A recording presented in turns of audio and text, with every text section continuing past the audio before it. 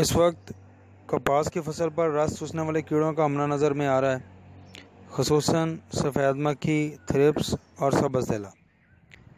इस वक्त जो मौसम है वो सफ़ेद मक्खी और थ्रिप्स के हक़ में बहुत अच्छा है, इसकी अफज़ाइश ज़्यादा हो रही है। तो काश्तकार भाइयों से गुजारिश है कि वो अपनी फसल का हफ्ते में 2 बार मुआयना करें और उसके मुताबिक जो भी कीड़ा माशियात को पहुंच जाए उसके मुताबिक स्प्रे करें।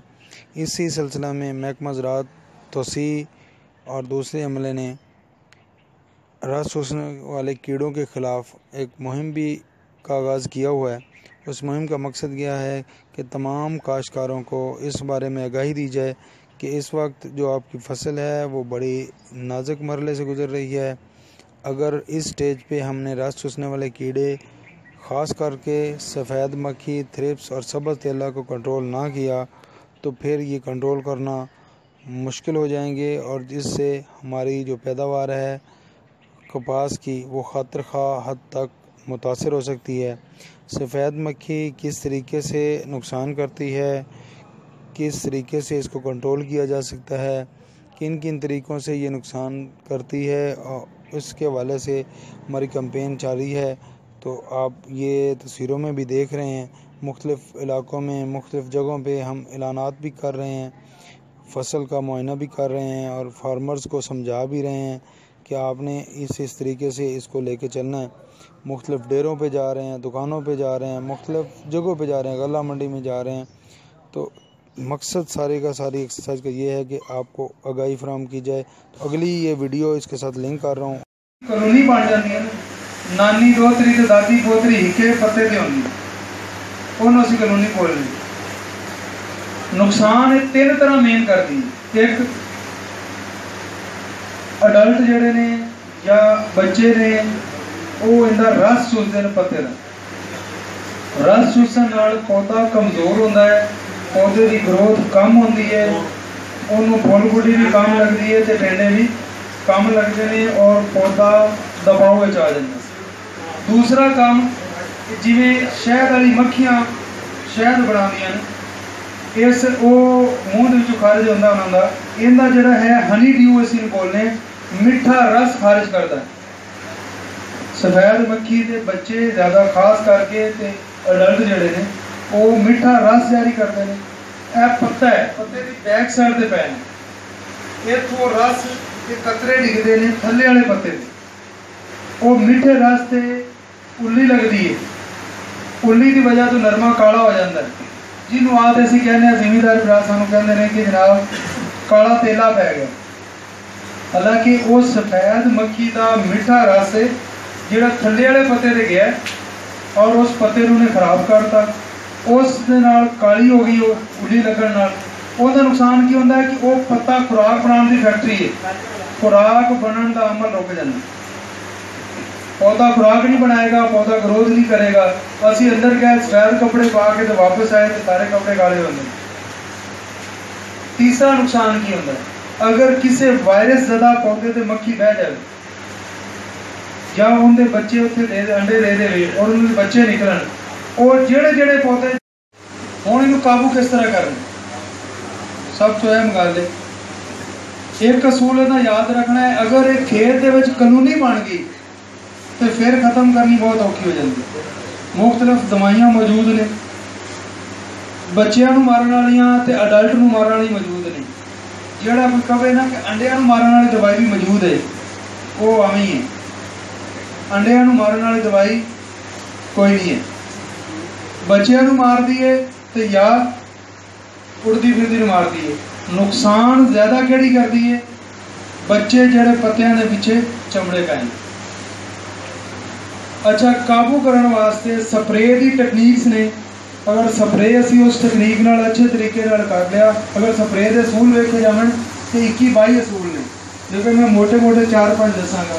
सब तो पहला काम जिस बंदे ने स्प्रे करना है उन्होंने पता हो स्प्रे किस चीज़ का कर रहे हैं तो किवें कर रहे हैं, उन्होंने टेक्नीक का पता हो। साडे मामला यह होता है सब तो पढ़ा लिखा बंदा जिहड़ा वो शहर जाता दवाई लैके जाता और सब तो जिहड़ा ताड़िया हुए बंदा भी इनू सेहत सूहत की कोई नहीं, पैसे लैने जिन्हें स्प्रे कर देना, स्प्रे करने वाला वो होंदा ते फिर रिजल्ट भी उवें ही आंदा है। एक बंदा मैनू अपनी सेहत का भी अगर फिक्र नहीं है तो तुहाडी कपाह दा मैं की करना ते तुहाडी फसल दा मैं की फिक्र करा। इस वास्ते स्प्रे मैन जिहड़ा है वो उन्हें पता होवे कि स्प्रे करना किवें। इहदे विच मेन एक गल है कैलीब्रेशन, कितना पानी कितनी दवाई टैंकी च पानी है, किस रफ्तार नाल चलना है, किहड़ी नोजल लानी है, किन्ने टाइम दे विच कितना एरिया कवर करेगी। ये 6-7 सवाल बनते हैं, इन्हां दा जवाब होना चाहिए। इहनूं कैलीब्रेशन बोलने असीं कदे नहीं कीती, बस दित्ती जा मैं स्प्रे कर रहा। बल्कि कई तो यह होंदा है कि जा यार वो पीले रंग की बोतल पई होगी कर रहा नहीं तो स्प्रे ग्लाइफोसेट होंदा है, फिर दुआवां होंदियां कि यार ला स्प्रे सही ना होया होवे। पिछली दफा 2-3 बंदे मेरे को आए जिन्होंने ग्लाइफोसेट स्प्रे कर। अच्छा, कैलिब्रेशन वास्ते करना की है 12 ग्राम 13 ग्राम एक साइड से और 15 ग्राम एक साइड से मार के उनके स्प्रे करना है इस रफ्तार नाल कि 20 लीटर वाली टैंकी भी मुक जाए तो कोई जगह खाली भी ना रहे, कोई इस जगह से दोर भी ना बचे। यह है कैलिब्रेशन। अगर वो पहली टैंकी जी लाई बड़ी एहतियात नाल, अगली थोड़ी स्पीड लाती, उस अगली थोड़ी एहतियात कर ली, उस बाद देखा दवाई ज़्यादा बचती पई है तो स्पीड हौली कर ली, तो दवाई थोड़ी पई है तो स्पीड तेज कर ली। जो सफा दवाई की मिकदार ही पूरी नहीं जानी तो कुछ नहीं होना। दूसरा ये पई किथे पत्ते के थले स्प्रे किथे हो रहा होंदा, किवें मरेगी फिर कीड़े जिन्ने भी मौजूद ने इत्थे रस चूसण वाले स्प्रे हो रहा इत्थे, ये मरनी किस तरह। अच्छा, सराइल पजीर तो कुछ कम दवाइयाँ, ज़्यादा नहीं है इतनी।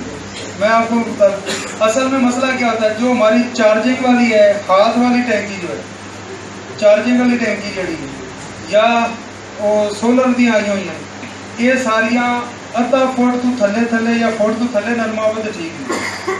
ये सूते हो गया तो इन्हों का रिजल्ट नहीं आता। ये बजाय इसके कि पत्ते नूं उल्टा करन प्रैशर नाल, ये पत्ते नूं होर थले दबा देनी है। फिर सानू चाहिए है कि पावर स्प्रेयर नाल कीता जाए, या तो बूम स्प्रेयर होवे जिहदे नाल मुकम्मल मिक्स हो के हर जगह पर चला जाता है, या सोलो जिहड़ी मशीन है या कोई इंजन वाली छोटियां भी मशीन आ गई हैं उस मशीन नाल स्प्रे किया जाए ताकि जो प्रैशर पैदा है पत्ते उल्टे होंगे ने और बैक साइड से जिन्नी पई होती है वो मरना शुरू हो गई, वो तो दवाई चली जाती। कला पानी का मार दो ना स्प्रे 50-60% मक्खी मर जाती सोलो ना या पावर वाली मशीन। दूसरा नोजल जी है साढ़े आम इतने नोजल चलती है 8 सुराखा, 3 तरह की नोजल होंगी ने। एक नोजल होंगी है कट वाली जरा इस तरह फारा बना के चलती, वो आती सिर्फ जड़ी बूटियां वास्ते।